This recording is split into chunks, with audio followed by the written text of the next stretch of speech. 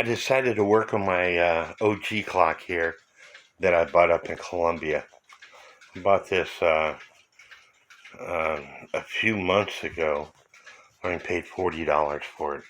It's a 3-window OG clock with a beautiful scenery on it. Original scenery. And this particular OG clock has these little rollers in the sides, and they also have top rollers.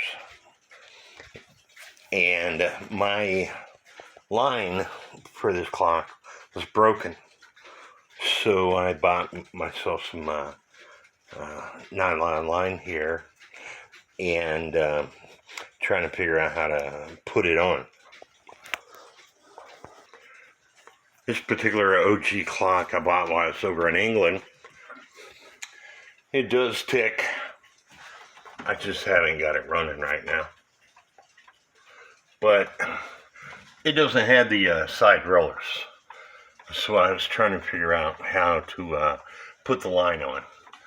So in this particular clock, it goes up to the top rollers and comes down to the weights. And the other clock I got's got these side rollers. What I'm getting at is sometimes it's good if you're working on a clock, if you have one similar to it, that way you can compare the two. Getting back to the OG clock I bought in Colombia a few months ago, it's got these big, heavy hooks to connect to the weights. It's only got one, so I'm going to have to make one.